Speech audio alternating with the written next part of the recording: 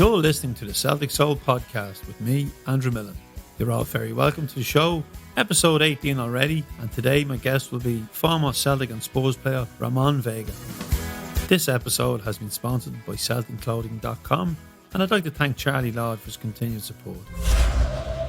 Well, the pre-seasons are done and dusted, and now it's time to get down to the business. Sunday sees the quest for the 10-in-a-row kick-off against Hamilton. I still expect some new faces to come in to bolster the squad, and without sounding like a broken record, we need to strengthen at the back and we need to add cover and competition for the number one goalkeeper's jersey. After watching the game against Hibs yesterday, I think we have some quality young players coming through. Neil Lennon fielded an experimental lineup with a couple of injuries to first-team players, and he rested all the boys that played on Sunday. Young Irish international Luke O'Connell looked impressive. He came on in the second half and he can deliver a decent pass, and he links up play from back to front in the middle of the field. So I'll be looking forward to seeing a bit more of him this season. It looks like Lenny and Griff have kissed and made up, and that spells good news. He looked sharp when he came on and was robbed of a goal when Paddy Klimala was just too eager to impress the manager and tapped in from close range. But fair play to Paddy, he got on the score sheet again, and there was no doubt about his second goal. Young Dembele opened the scoring, and he grew into the game after he equalised. 3-1, a good walkout, following on from the 2-0 on Sunday, when the more recognisable 11 took to the field. I think the lineup that played on Sunday will most likely start against the Ackies on Sunday. Ramon Vega is a successful businessman, a Swiss international footballer who won silverware with Grasshoppers, Spurs and Celtic. And here's how we got on when I chatted to Ramon earlier on. Hi Ramon, you're very welcome to the Celtic Soul podcast. How is life for you being in lockdown? Oh, hi Andrew, how are you today? Yes, I'm glad to be on these Celtic podcasts. Well, I think the lockdown is pretty much like everybody else. Came by obviously a lot of surprises, and at the same time, never was expected this. These ups and downs, and also the consequences behind this lockdown, of course, from the economic point of view, but also from the safety and health issue as well. So kind of worrying a lot of family members potentially and so on. So it's a different times, let's call it, and I think everybody has to adjust a little bit. But at the same time, I had plenty of time for myself as well and family again. It's also nice. Yeah, I think a lot of people had time to maybe rethink. I think we were all living very busy lives and maybe busy doing nothing some of the time, and it just did give people to think, we can have some time with the family now, or we can have some downtime to think about the future. Now, everyone knows about your football career, and it's been well documented about business stuff you've done over the years. But can you take us back first to your childhood in Switzerland and the Spanish connection? Give us a little bit about your background before you became, I suppose, a well-known football player. Well, I think football. There's the beauty about football. Football, pretty much in a way, there is no really a country flag in place there from where you're coming from. Only us if you play for the national team, of course, But in the same time, if you're a talented player, football really you can play anywhere in the world, and that's the beauty about football. In my case, I'm coming from an immigrant background from Spain. Parents were Spanish, and they were growing up, obviously, the Franco area in Spain. If people know a little about history in Spain and Franco, and it was not really nice time. I think the only one dictatorship in Europe for the last 40, 50 years, 20 years ago. And they escaped Spain to Switzerland for obviously a better life, of course, and work, They managed to do that. Not easy, leave it alone not speaking the language, because Switzerland has German, French and Italian. None of them, my parents could actually speak, only Spanish. Still managed to get the job and work through it. I was then born in Switzerland through that, lucky enough in a way, because they give me an environment where it's a nice place to obviously to be born as well, but also growing up as well. And but always growing up, I still had this immigrant kind of profile as such, because obviously, first of all, the name is Spanish, as you can manage, Ramon. And in Switzerland, there's not many Ramons walking around. And of course, you've been seen as the immigrant. Even you were born there and grew up there, and you spoke the language of German or French or Italian in this case, So always you had this kind of battle to prove the home kind of the locals as such. Even I was a local myself, to prove them that I'm equal to them or potentially better. That's was not easy sometimes, to be honest here, but football has given me this platform to prove that, and was lucky enough then join Grasshopper Zurich, one of the main club in Switzerland at the time, with 16 years old, and they give me really kind of an identity in a way, because before you're in battle to identify to be a part of Switzerland society, but football has given me that. With Grasshoppers, first of all, was the first club to do that. A lot of footballers, they pursue a career in football and maybe they leave home young, and back in the day they maybe didn't get educated, but you got educated. Yes. Well, that's the other part of also born and grew up in Switzerland. Also the hard work of my parents. I have to thank them, to be honest with you. I came with nothing to Switzerland, between you and me, and I really built up a platform for myself for the future. Not limited to, of course, the football. Football has given me kind of where I'm today a little bit, but in the same time, my mother, father really, really emphasized the education, and Switzerland has, without a doubt, one of the top educations in the world, and I was lucky to be there. And when Grasshoppers called me up with 15, nearly 16 years old at the time, my mother was not happy in the first place, because said, well, what's happening with all the hard work we put into you need to have education, decent education for whatever happens in football, So Grasshoppers at the time was a little better. I was a little bit disappointed because I never joined Grasshopper, because of my mother was saying, you need to educate. If you don't education, you don't join Grasshoppers. And then Grasshopper were kind enough to accommodate that wishes of my mother. I'm going to have an education, but also join Grasshoppers in the same time playing football. So I was like, in a way, the first ever prototype in a way of football and education together as a youth player at that time, So I joined with 16 years old, and I done my banking and business education there in Switzerland, working partly in a bank, but also playing football at the same time, and go to school. So it was hard, because most of the guys at 16, 17, 18 or 19 were going out at the weekend and having fun, as you can imagine, and that's normal. That's every 16, 17, 18, 19 supposed to do. I was working hard and trying to play football on the weekend, be in the first team, but also trying to go through the exams, where it was a pain. Let's be honest, if I look back, it was a pain. There was a lot of fights at home as well. But I'm telling you that now here, if I look back, it was worth every time, because that time you're thinking, as a youngster, life goes on forever, and you play football, you think that's forever as well. But I have to say, thankful to perseverance for my mother to do that kind of education, because that was let's call it my second chapter of my life after football. To be honest with you, if you didn't have that, who knows what I've been doing? To be honest with you, today as well, And I think I think for every youngster or every football or wants to be a football player, I will advise them to have at least some education. It doesn't have to be major academic person, because not everybody is that, but at least something.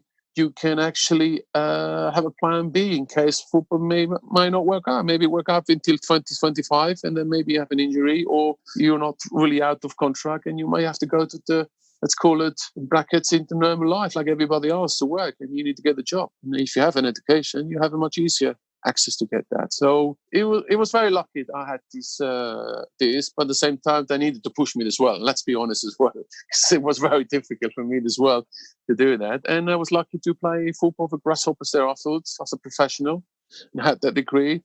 And also, I think if I look back, it does give you also more confidence. If you parallel doing this education within 16 to 19, you don't really get away from the reality of life, because let's be honest, football is a dream for every single kid to be a football player, because you're living in a kind of small bubble as well. Okay. But during that time, 16, 17, 18, yes, I was dreaming. I was actually going through the best dream of my life to play a professional player, but also I went back to reality, like everybody else, has to go to an education system, has to go to university, go to the classes and everything else, and that keeps you grounded as well, to be honest. And that's a nice thing part of it as well. And it also gives you confidence because, okay, it might not happen with football, but I have something to back up there. And that's, I think, an advice also for the future of youngsters if they really want to go into that level. It's a great story, Ramon. I was fascinated to hear about your parents fleeing Franco's Spain in search of a better life and not speaking the language. And the life they managed to carve out for themselves and make sure you got your education, because I think most of us, if our kids were good enough to be professional footballers, we'd probably forget about the education because we'd be so excited ourselves. But you had a successful time at Grasshoppers. You won 3 leagues and a cup with them. So obviously a very successful team. And to be, as you say, to be in it from such a young age. You then moved to Italy, to Calgary, then on to Spurs. Now, in the summer of 2000, there was big changes in Glasgow. Yeah. Rangers were the dominant team. We had stopped the 10 under Wim Jansen, but then we had another 2 seasons where Rangers were back in control. And Martin O'Neill came into Celtic, and he was building a team, and it was a team of men. He was bringing in physical men because he'd said we'd been bullied. Now, he did try to sign you back in that summer. What happened then, and can you fill us in? Well, at that time, only the rumours, well, in a way, in the summer was more only the rumours that he would like to sign me, but nothing really came to fruition or conversation as such. So I started the season with Spurs, okay? Don't forget, I came back from an injury after the League Cup win with Spurs a year before. So I was just really coming 3-4 months back to my injury back then in the summer, and I started the season with Spurs. But during that 2-3 months, obviously the conversation started to intensify even more with Martin O'Neill. And then by November, I think, something like that, really we start to sit down and say, okay, Celtic wanted me to go there. And I was really, really actually keen to go because I was very excited what Martin O'Neill was trying to do. I think he's having already a few other players joining them at that season. And I think this is a great team potentially to win quite a lot of things there, not knowing then what we're going to win. To be honest with you, So first of all, great. I was excited to go. And then once really was concrete to go up there, I was very excited to go to Glasgow, especially Scotland, So when I arrived to Glasgow, the airport and joined Celtic, it was like I can see immediately the impact it has given me in terms of the reception, just the whole energy around the Celtic fans and everything. It was unbelievable. It was something I said, wow, I felt straight away home. I didn't even play 1 minute. I was just immediately landing on Glasgow airport and just coming out to the security and go to the stadium and everything. Just the reception was for me immediately a great feeling. Let's call it that. Really, really good feeling, And then I didn't thought I was going to play the first game because I think I joined on Thursday or Friday, and on Saturday we had the game against Aberdeen. So I thought you might just be on the bench to start to see your players because you never trained with them, only once, half an hour before the game. And then I was very surprised that actually Martin immediately put me in the cold water at Celtic Park. And that was just amazing experience. I always, to everybody, to all my football friends, even back in Switzerland, Italy, Spain, whatever I speak to, so what is your best time? Where's the most kind of impressive way of describing the football? I thought Celtic Park when you're walking out of that tunnel as a player off the clock. It's a different scenario, Well, I was at that game and you actually signed on a Friday. And you still remember that? I think the game was a Sunday. And we beat Aberdeen 6-0, I know that. But you scored 2 goals. I think it was 2 headers maybe. But definitely one was a header because it was right in front of where I sat at the time. I sat behind the goals. And I do remember, and we did toast you that night on the way home on the boat. So you became an instant hero. Because I'll tell you what, as I came in and it's just on Friday I signed it. On Saturday I was with the team. What you do before the game, you had your hotel, you got to know the people, Thompson, Chris Sutton, obviously had a big kick, Henry Larson, of course, Neil Lennon, all kind of great characters. Immediately, obviously, make me welcome. They're sometimes joking, like Chris Sutton and all these guys. They always had characters, but immediately kind of welcome me warmly to the team. And that made the big difference because it's not always you join a club straight away. It takes maybe a week, 2 weeks, or months to adapt to the characters of the team, But these guys immediately on Saturday when they arrived, immediately to make me warm welcome. And that's, I think, this why I think on Sunday when we play the other team, we look like we play all the time together. We only never trained, not even once, not 1 minute I trained with all these guys, And the 2 goals was just a bonus. Let's be honest, I think one was on free kick for Alan Thompson with one with the header, and one with the feet. I think was great experience at Celtic Park. What a left foot Tomo had. Oh yes. We had some great characters in the team when there was that. Oh man, Neil Lennon, obviously Chris Sutton, Alan Thompson. Then Paul Almond as well in the centre midfield. Where the big fellas in the back as well. Mjalby, Van Garen. We were 3 big fellas. Can you imagine? We were like a wall at the back. We really played fantastic. And we melted very well together. We really communicated well. We connected straight away. And it always helps. You go the first game and then you're winning 6-0, not 1-0 or 2-0, 6-0, and you're scoring 2 goals as a defender. What else you can ask for, And the paradise started from then. It was for me like a journey never wanted to end, to be honest to you, Celtic fans is for me one of the best in the world. There's no doubt about that. Now, you were only at Celtic for 6 months and a short time, but how successful a time. 26 appearances, 4 goals and a treble. Unbelievable. Yes, I tell you, if I look back now, this is really unbelievable, At that time, it was like surreal as well. But I was a player, and of course, it was within 6 months, you win pretty much everything Scotland can give you as a medal, And also the time, we broke that kind of 9 wins for Rangers as well at the time. And we really I think that was the start of the very successful Celtic period in a way as well, Again, it's a shame I couldn't stay longer. I wanted to stay longer, to be honest with you. I said that for quite early stage already because I felt at home in Glasgow. Really, Scotland was for me a great place to stay, Glasgow as well. You mentioned Rangers there. You're an international footballer. You played in the Premier League. You played in Italy. You played in Switzerland. We know how big of a game it is. We know the tribalism. Huge. Were you prepared for it? You never be prepared for something like that, to be honest with you. Until you never experience yourself, you never can be prepared. People telling you about it, talking about it. You can watch programs about it, like a supporter and the same thing. But physically, as a player, once you start that game, it's beyond of every goosebumps you can get. Let's call it that. It's unbelievable what passion the supporters on that game from both sides, But I was happy to present Celtic and also done very well against Rangers at that time. Celtic Park, unbelievable atmosphere.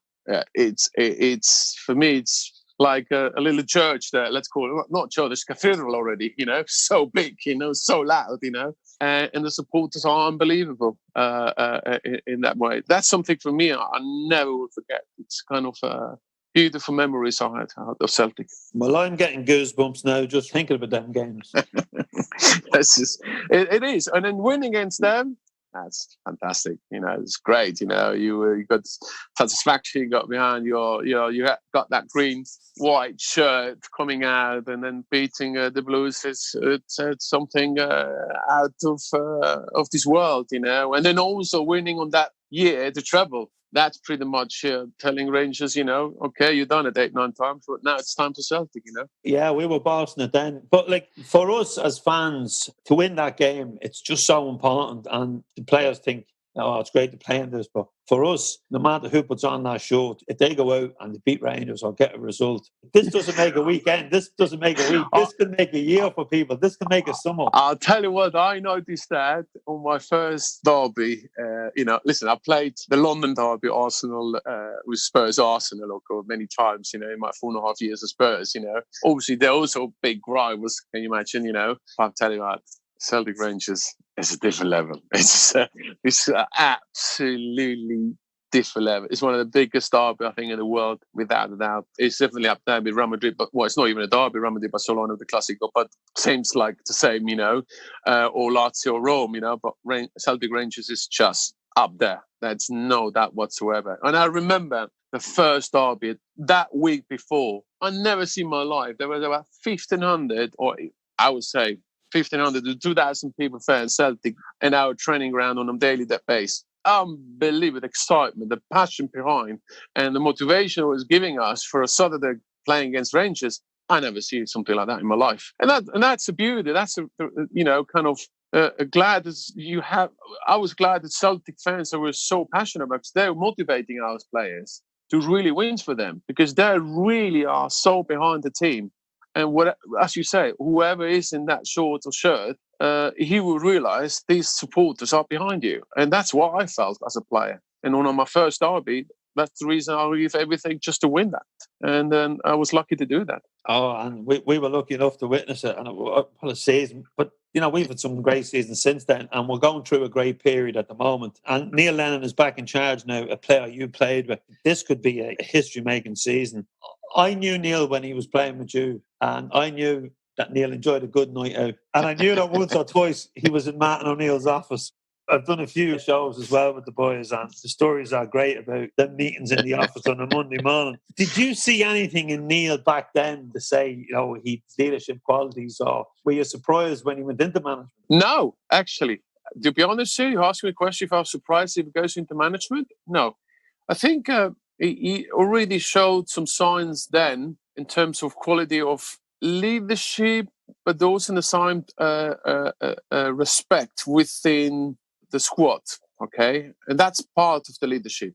Leadership, obviously, you're playing well and you're fighting whatever yard you can on the football pitch, but also the other part is have that respect for each other or for team members, either on the bench or not on the bench, And that shows Neil Lennon's character, and that I was not surprised at all he might go into management. Same time, at the time, as you say, yes, he loved, of course, his night out, and I think not just him, but a lot of other players as well. And sometimes I was part as well, because I really enjoyed Glasgow with him. They showed me Glasgow a little bit, to be honest, and I really enjoyed it, But what we had as a character, we knew as a professional, the next day we have a training session or we have a game, we were professionals. We know we will have to win. We need to show that we are, okay, if you go for a night out, then you also can put your heart and soul to playing football. And I think Lionel Allen and all the other guys had this character.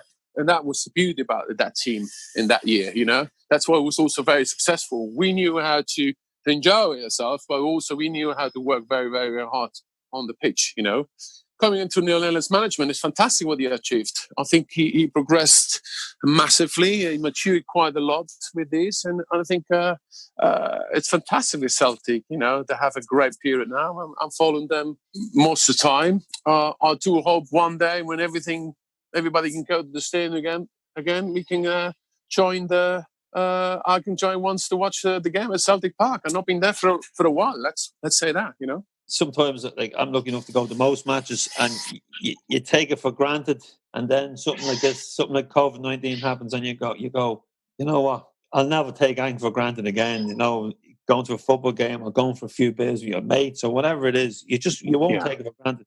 Now, you spoke about the mates there and the team ethic and the spirit within that team. There was one hell of a player in that team, and that was Henrik Larsson. You'd obviously heard of him before he came up, but when I speak to other players, they didn't realise just how good of a player he was until they actually got on the pitch with him on the training ground. Yeah, but not just Franco. I knew before I went up there, because when we are similar age at the time, when he was a Feyenoord as well, we played the Grasshoppers sometimes at Feyenoord at the time. Also the Swiss, he was a Sweden international, I was a Switzerland international. We played against each other at that time. I really knew already then how competitive he was and how, from terms and skills and finisher. He was a great finisher. That's a given for Henrik, And to join Celtic at the time, he'd be in the front as a defender. That's like a dream to have, because whatever happens, Henrik is there and scores. And that's the beauty as a defender, as long as you have a clean sheet at the back, in the front, Hendrik will always do the job. And he was fantastic with that season as well. I think everything melted so nicely with all the team members. Alan Thompson with his left foot, Acid, Chris Sutton holding the ball, and then obviously Henrik Larsen just whistle around Chris Sutton as such. That was always great to have that. You got that reference with Chris Sutton as a pinch of the ball to him and he holding up, and Henrik pretty much either scores or vice versa. It was a good kind of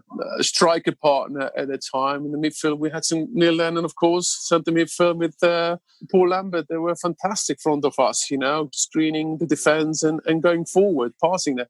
It was a great team, I have to be honest. Great to watch, great. I was happy to be a team member of that. Such a success. Great characters, even today, when we talk to each other, we have great memories, from these years, As I said, right, you only there for 6 months. For whatever reason, you offered a 1-year deal and you decided against it. You took a 3-year deal with Watford. The following season, the players that you mentioned there went on to play in the Champions League, and another great journey for us. We didn't get out of the group, but, played Valencia then in the UEFA Cup, and then 2003 we got the UEFA Cup final. Is there a tinge of regret there that you left too soon? Oh, always is a regret to leave something you wanted to stay in the first place. As I said, I always said that I wanted to stay at Celtic, but I wanted to stay for a longer period, And any time I tried to communicate with Celtic in terms I want to have a longer period, but never really. That's the truth. There's never really a concrete offer came back from Celtic, You're saying it's 1 year, but that 1 year, not even that was really on the table to analyse it, And then it was already the transfer period started July, and then season preparation started. I needed to know where I am going because I was out of contract at that time. And of course, I wasn't 21 or 22 in the same time, I need to secure my future as well. So Watford came into it and at the time and I had a longer term contract. But I was waiting as much as I could. But at least I had some comment from Celtic. So listen, okay, you can stay here. And maybe I could consider to stay even maybe a year or two, whatever, at the time. I would have done that, But that's never happened. That's what I'm a little bit disappointed at that side. Never happened, but you need to understand as a player, you need to cure your futures as well, and especially you're nearly close to the end of your career. Regrets, of course, that I couldn't stay, but at the same time, it goes mutual on the other side. That also not really has given me kind of an official contract or offer on the table. I can actually say yes or no. Yeah. Now, you moved on, you moved to Watford, Celtic progress under Martin. Would you still keep an eye on maybe the other clubs you played with as well? Do you still keep an eye to see how Celtic are doing, and to keep an eye on results? And as you said, you'd like to get back up because it's been a while. If we get back in the stadium, you should be making your way back up now because we do this 10 in a row, it would be some party. Definitely. Listen, whatever happened, I stayed or not stayed. Listen, I was part of a team who made history for Celtic. I was glad I was part of that history, and these memories is like I was playing 10 years for Celtic. Let's call it that. Even was short, but it was so intense. This period, it's like I stayed forever there, and that's why I'm saying, even today, short spell, massive successful with them. It felt like I was there for 5 or 10 years, and that's Celtic for me. It was never go away. My memories want to be one of the best clubs I played with, and then, as I say, I would love to come back to see Celtic Park, and get that feeling again I used to have, as a player. It's been a long time, It's fantastic. I envious the fans that can go to Celtic Park, to be honest with you. Ramon, I want to take it back to Switzerland because, your parents were immigrants. I'm fascinated with them fleeing Spain because of Franco and fascism. But now you're an immigrant in a country where, as well, to be accepted, you have to kind of sometimes work a lot harder and the ambition you obviously show to get there. You go on to captain your country. That's irony. You go on to captain them, okay, and represent them.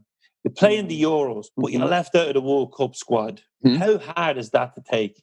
Well, first of all, it was very hard. 94, Switzerland. I was with Roy Hodgson at the time, was the manager.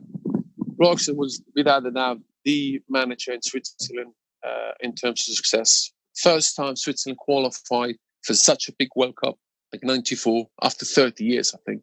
The last for prior to 2 years, I was pretty much always in the squad. Roy Hodgson always took me on the squad. I was one of the youngest centre-half, let's be honest as well. So I got front of me two elder kind of centre-halves that had obviously priority. I was still young, still started to learn, but Roy Hodgson really was keeping me in the squad to learn, to be there, just in case injury was happening, of course. Sometimes that's why I couldn't play, sometimes that. But I was pretty much through the whole qualification. Yes, my hope was there to be part of that squad to 22, but it was the first time for a lot of Swiss guys to be qualified. They were pretty much the last season of their career. Was maybe the only potential tournament they're going to play. And I think Roy Hodgson thought, okay, you need to give them a chance to a younger guy like myself at that time, He was disappointed because I was always part of the squad. But you know what? I was also young and understood that I still have a chance maybe to qualify for the next tournaments, it's coming up. And that's what happened, of course. The Euro 96, we qualify. And that's what was my time to come and show and shine for the country at that time, And I was proud to do that because I was proud also for my family as well because they had a very hard time to integrate to start with in Switzerland, You need to imagine you come to a country you don't understand the language to start with.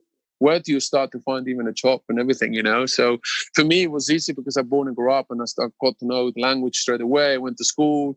I was like kind of already partly integrated, but at the same time, you still have to find this image that you're an immigrant scenario. And that's, if I look around the world around now, immigration happens everywhere in the world, and I think there's economic immigrations, there are obviously war immigrations, there are different, But I think you need to understand these guys are not going to your country to take your things away. They're going away because in their own country they haven't got opportunity or potentially they're coming out of the war. And that's if people understand that a little bit, they have to think about if they're in that position. Can you imagine, Scotland is in a huge trouble and they need to go to Switzerland or any other countries and they have to take them on and you're not being accepted. So you just have to imagine that kind of how you will feel, and that's where my parents went through a little bit, me less a little bit, but I still has to prove them that I was part of their local guy, and captain Switzerland that pretty much proved them everything and shut them a little bit, let's call it that. Funny as well, you ended up with my team, our team, Celtic, which was set up by Irish immigrants to feed the poor.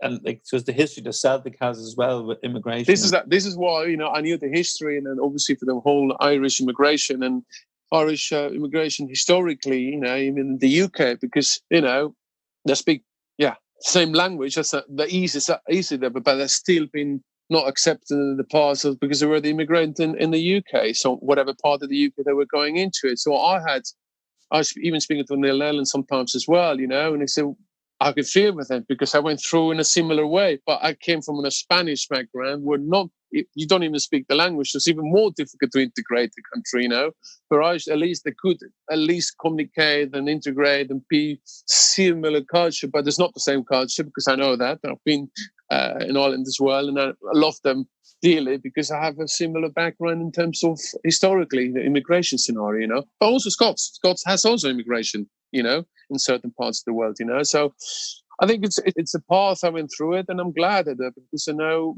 it opens my eyes to all around the world of immigration and situations. You meeting people, you understand a little bit more what they're going through it, Yeah, my father emigrated in the 50s to London. And my mum, didn't stick it long. She got homesick and came home, but he stuck it. And he said, yes, there was the no blacks, no dogs, no Irish in some of the accommodation places, the bed and breakfast. But he said his experiences were always positive.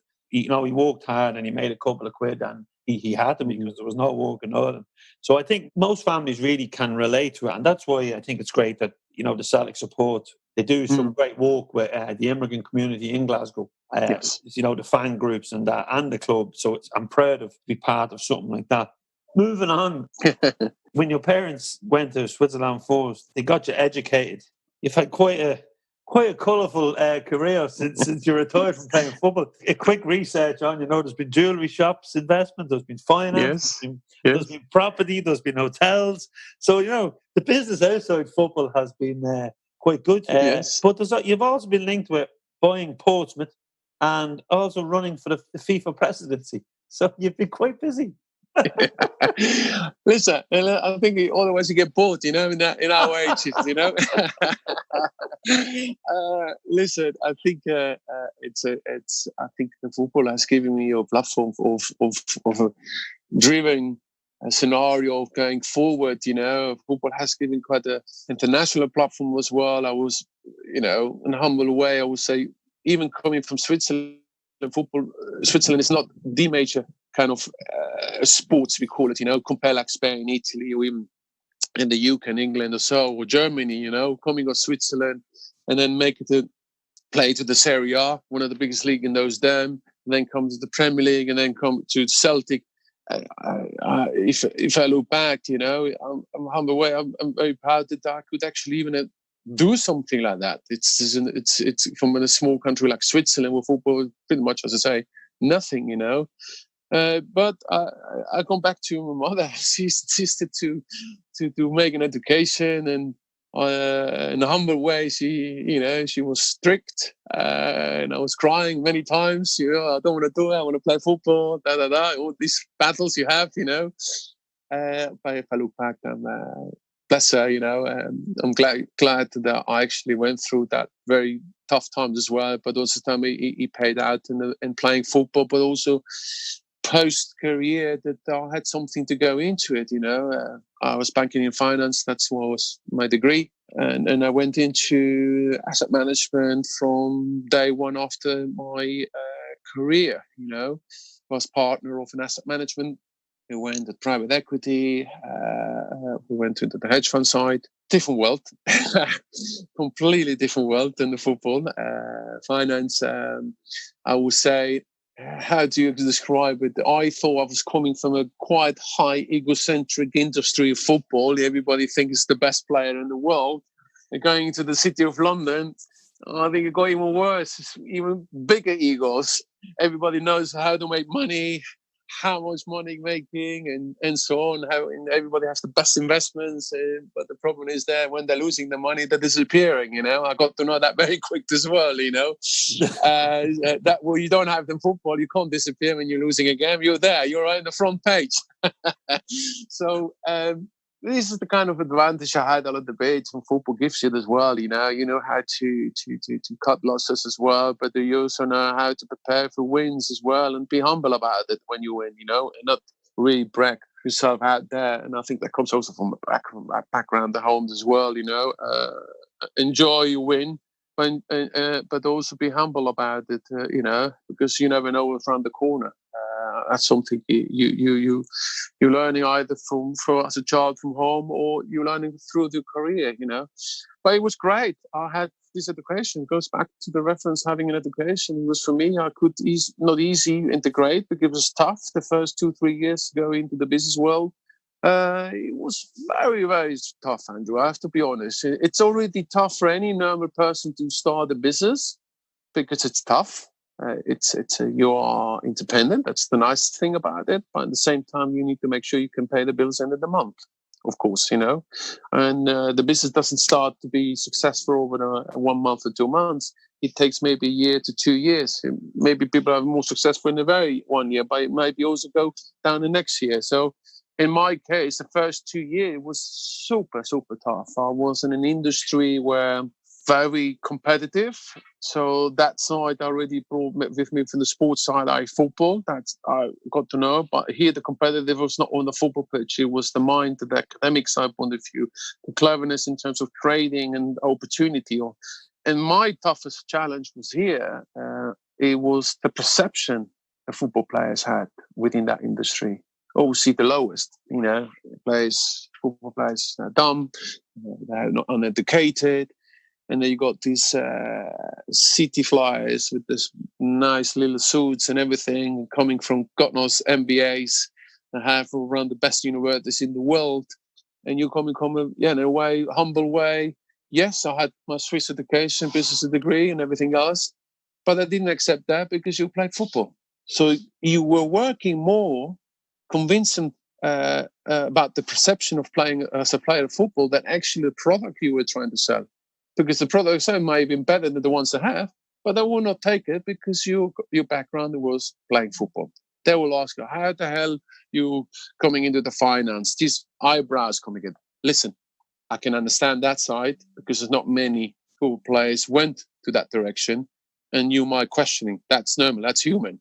But the respect I was not been giving, and that's what's the disappointing part of it. So when I realized that, then I said, okay, I need to be better than them. So the competitive side comes into it, and that comes also as a little boy. You need to show the local, even you're an immigrant, you have to show them you're potentially better to them accepting you. And that's triggered me. Suddenly with 35, I have to do the same thing again. And that was the hardest part. With 35, what as a young boy I needed to do, restart pretty much my career in a different world and prove them I can actually be part of that world and have knowledge about it, And that was really, really tough, Andrew, the first 2 years. I have to be honest. I nearly in one stage, was giving up because I said, why the hell I have to prove these guys anything? I've done my career already. I've done a decent career, I would say, as a football player. These guys, okay, they're coming and go as a city. Why do I have to prove them in a way? But I think my perseverance in terms of proving them was much higher, and I wanted to do that until I proved them that, they might be wrong, and they're accepting me. And then that's what happened after 2 to 3 years. The business starts to be more accepted as such, and I've been accepted within the industry. Even sometimes, even today, people asking questions about it. But once they start to talk and talk with me, then they start to believe that obviously you start to gain knowledge and experience. Now, looking back, I'm nearly 18 years within the industry, and I gained a hell of a lot of experience within the industry. So is the future bright for Ramon Vega? The future always has to be bright. You have to look at always the bright side of life, my friend Andrew. I think even you're now in COVID-19, a lot of people struggling, and I feel sorry for lots of guys or people around there. We're all in there. Whatever way you look at it, everybody will have some losses in these, but I will only say that this is also a good time to reset yourself and have some targets. Don't really give up whatever you're in, whatever you might lost, whatever you potentially trouble financially, the jobs and everything else. Everybody's going through it. You're not the only one out there struggling with it. Really, every single person out there is having trouble. Even maybe they're not telling you, but because they're afraid to be weak. But it is a momentum to say, everybody's in there, and you have to be strong about it and keep going. There's always a solution. The one thing I realized, whatever the deepest or lowest part you have, there's always a solution to get out. If it's a small or a big step, but it's always a solution. Wise words, Ramon. Ramon, before we wrap up, if I could take you back to one moment in those 6 months on Celtic, what would it be? 6 months. Wow. They were so intense. Do we have time on the show? If you could pick one moment out of those 6 months, one game, one goal, one moment, one... Wow. Well, I think the first game was without a doubt one of the biggest moments of a start of a major journey with Celtic. Having 2 goals scored in your first game, not trained 1 minute with the team as a defender. I was a striker, and you scoring 2 goals. It's like a dream comes true, That's for certain one of the greatest memory. But the main game, I think, when we closed and won the league to close the treble, to just really have all the 3 trophies in one cabinet. And I still have this picture of home, big in my place, because this is having these 3 trophies. I think this is one of the biggest memory at that 6 months. There's no doubt. And then I will repeat again: you can play anywhere, a year, 2 years, 4 years. But if you don't bring trophies back, these 4 years are nearly forgotten, Mike. True. Trophies, you can talk for the next 100 years. We can talk in 50 years again. I remember the treble. Everybody will remember. But if you played there for 6 months, you didn't win one trophy, everybody would forget you. And Martin was the first manager to do it since Jock Stein. It's historical. It's historical, and I'm so proud I actually be part of such an historical kind of moment for Celtic, you know. And Celtic club deserves to have it because the fans, one of the most loyal fans I see in my career, and I played in many countries as well. And even as was for short term there, they still praise me, and I see some even random place around the world, you know, a Scottish guy, Irish guy, said, "Why you play for Celtic?" You know, and he said, "Goodness me, that was 20 years ago," you know. And I said, "You still remember that?" I'm kind of surprised. He said, "Goodness me, you still remember that?" And that's the beauty about football. And that's the beauty to play for such a big club, you know. And I think Celtic fans should be very, very proud to actually supporting a massive club. Well, Ramon, you know, you only have to click in the name of Ramon Vega into that season and just click images, and there's some magnificent images of your time at Celtic. And just to let you know that as fans, we enjoyed that season too. It's been an absolute pleasure to thank you, Ramon, or to talk to you. And I'd like to thank you for coming on and taking the time out to chat to me. And I'd like to wish you all the best for the future. And hopefully, by the end of this season, we'll see it in Glasgow. Absolutely. I hope so too. I really, really wish all the best with Neil Lennon and all the guys as well. They've done a fantastic job. And I think I really look forward one to be a Celtic part. Say hello to all the Celtic fans again. It would be nice. Nice memory again. Brilliant, Ramon. As I said, thank you so much for taking the time out. Thank you, Andrew. Pleasure for me. Thank you very much. Thanks, Ramon, for taking time out to chat to me today. Very interesting to hear about his parents fleeing Franco's fascist Spain for a new life in Switzerland, where they couldn't speak the language but created a home and family unit for Ramon to get educated and build a career in football and later in business. We are almost finished the new upgrades to the website, and the new app is just about ready to go. If you like what we're doing with the podcast and the website and you would like to support us, you can support us for the price of a pint by visiting our homepage celticfanzine.com and click the support button. You can donate on a one-off basis, or you can set up to become a supporter and support us throughout the season. Now, to keep the content free and independent, we rely on our listeners and readers to support us. But don't worry if you can't afford it at this time, because we will still provide the same content, and maybe down the line you might be in a position to support us. You can also support us by clicking into celticfanzine.com/shop/ and buying a bit of merchandise, a fanzine, or taking out a subscription. Prices start at $5. The members area is also about to go live. Membership starts at $5.99 for 3 months and $19.99 for 12 months. And you get access to all digital editions of the fanzine for the upcoming season, and also access to our back catalogue of fanzines that we've produced over the last number of seasons. We will also add some extra content and a few bits and pieces over the season. All subscribers to the print edition will also get full access to the members area free. As always, thank you for listening and for your continued support. And once again, thanks to our producer, Ronan McQuillan, for his patience and brilliance. And don't cut that out, Ronan. The podcast is available on all platforms, so hit the subscribe or follow buttons and you'll never miss an episode. Alternatively, you can visit celticfanzine.com/podcast/ where all episodes are stored. Please follow More Than 90 Minutes on Facebook, Instagram and Twitter, where we always have offers on merchandise and some competitions to win a bit of merchandise, a fanzine, and when we get back to the football, we'll throw in a couple of tickets. Thanks again to our sponsor, CelticClothing.com. If your business or Celtic Supporters Club would like to sponsor an episode or advertise in the fanzine or on the website, please get in contact. You can email us at info@celticfanzine.com.